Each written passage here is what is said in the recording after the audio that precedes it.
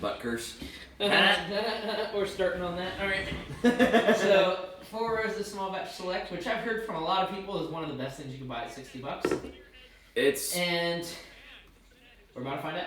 Honestly, the $60 price point is fantastic because you get Knob Creek 12, you get this, you can get Old Forester 1920. You can get New Riff Single Barrel. New Riff 50, Single Barrel. But still. Like, honestly, the $60 price point is, like, definitely the sweet spot in my opinion. Anyways. So. Complex as fuck. Mm. You get fruit, spice, herbs, and like I was gonna say, you can't pick out individual things because there's so much going on. Like, I'm just saying that generally, if I want to pick it out, like, I'll go into it, but, like, just smelling it, you get fruit, you get spice, you get herbs. You don't get, like, the oaky, like, sweet notes of a lot of bourbons, but you don't need it, because, like, you get, let's see, mint. I'm trying to think of a sweet herb, and it's almost like I don't want to say lavender. Maybe a lavender, but something along those lines. Like a yeah, sweeter botanical. Yeah, it's definitely a sweet botanical. Yeah, it's a botanical type of herb. It's not like a cooking herb like parsley or thyme, and it's not and it's not herbal in the sense that it almost tastes like tea leaf kind of. It's like a sweet. I would say a little bit of tea, like a.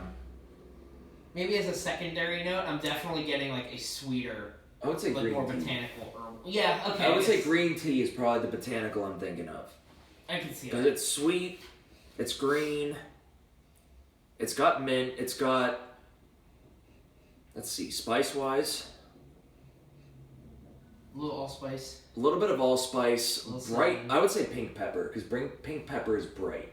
Or white pepper maybe, but I think pink pepper is where I want to go with it.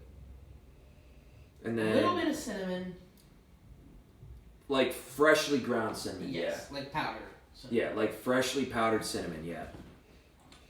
And then fruit-wise, I would say like fresh, crisp red apple, a little bit of pear, like more delicate fruit. Maybe a little, almost like melon. I would say, yeah, melon's actually like good. Honeydew, or like a cantaloupe kind of melon, not like watermelon or. I would say honeydew because it's a very like distinctly faint, light, fruit. Almost watery kind of fruit. Yep. It's sweet but without a ton of flavor to it. Yeah, no, this is incredibly complex just on the nose we're getting itself. all of that just on the nose. Now that being said, this is not an oaky bourbon. This is like everything except for oaky flavors. Right. So like, there's not a lot of caramel, not a lot of brown sugar. This isn't super heavily aged. No. I think this is about a 6 year. I think it's about 6 years. Same as it's right around the same as the small batch. Yeah, yeah. Which is 5, 6, 7 years, somewhere around there. So let's give it a try. Incredibly mellow for 104 proof. So I'm still getting those kind of like botanical kind of spice notes, but this time it shifts more to like a dill, a thyme, a parsley. A little bit, yeah. I get that on the back end. On the front end, I get like the honeydew. I guess it's caramel because that's like the lightest like sweet flavor you can get from like a wood oaked bourbon. But yeah, like the front end is sweet with honeydew, pear, caramel.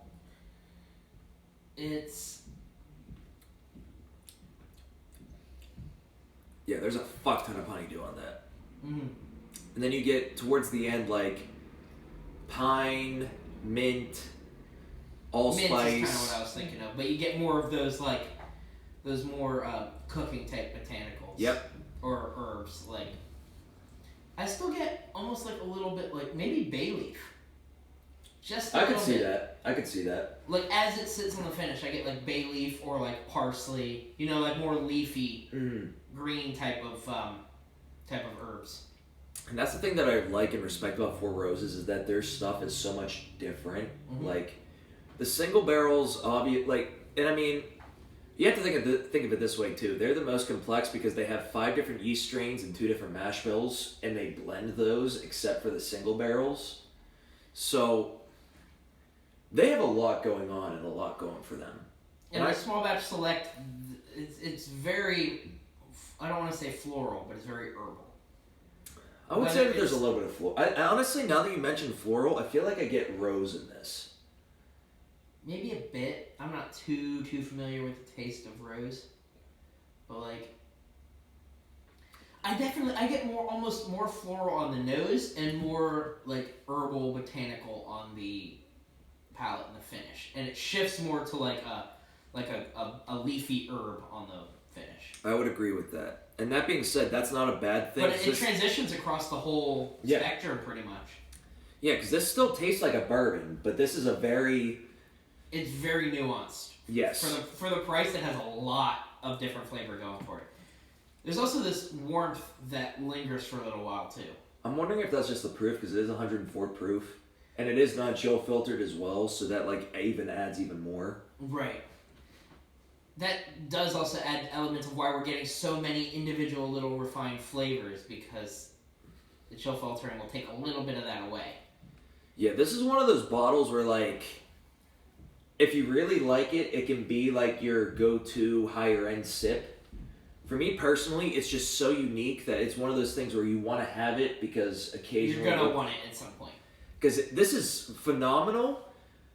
For me personally, it's not a daily sip because it's not my preferred flavor profile. Right. But for some people, it is. I mean, like, I know a lot of people... I prefer the sweeter, but it's one of those ones where I have no hesitation seeing the hype in it.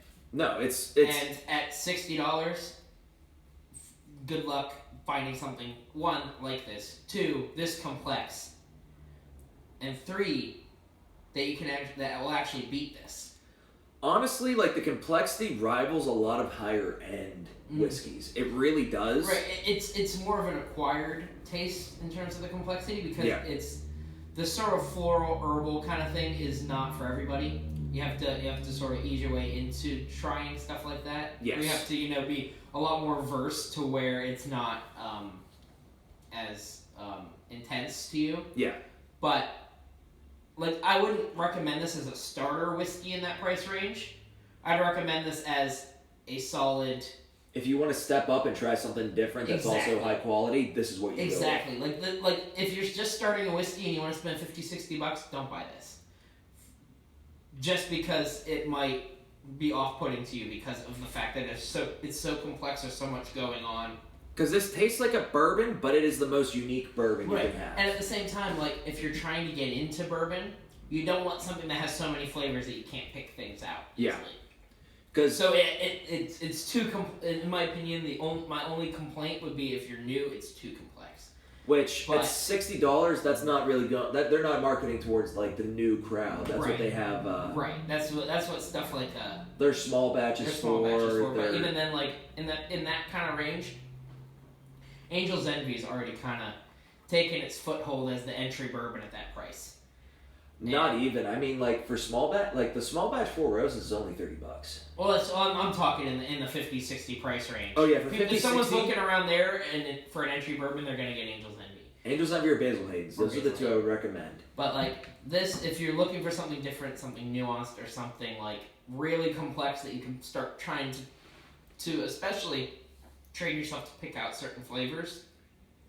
This is a really good one because there's no shortage of different flavors to pick out. Yeah, this is the one that's comparable with like Knob Creek 12. It all works too. Like it's like there's a whole bunch of different flavors and different things on the nose that all work together, which is that's not an easy feat. The reason I keep comparing this to Knob Creek 12 is that I feel like this is the yang to Knob Creek 12's yin. Knob Creek 12 is super savory, sweet, vanilla, barrel, oak, brown sugar. I could get behind that. This is everything that's the polar opposite of it. And they're both incredibly high quality, but these are the two things. But depending on your taste, you're gonna have one as your daily sipper and one as your every once in a while. Yeah, like Knob Creek 12. And for me, I think Knob 12 would be my daily sipper, and this would be my every once in a while. But they're both comparable quality. That if you like the more herbal, less sweet bourbon note type of deal, it would be vice versa for that. Exactly, because I mean, personally for me, Knob Creek 12 is one of my personal favorites because of how much vanilla, oak, and brown sugar is in it. Like, it hits all of the points exactly how I want it. This one is so unique and complex. I'm getting more mint as it sits too. Yes. So, like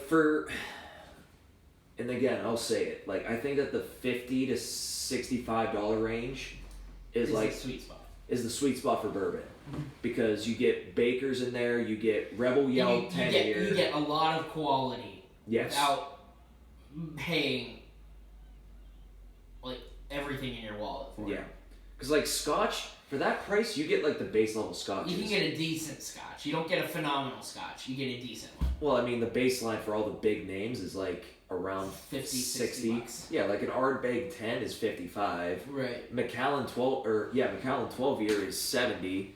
Right. Like, but this is, I mean, yeah, I see why it gets the hype and the reputation it gets. It's well deserved. Like, this is such a fantastic bourbon for what it is.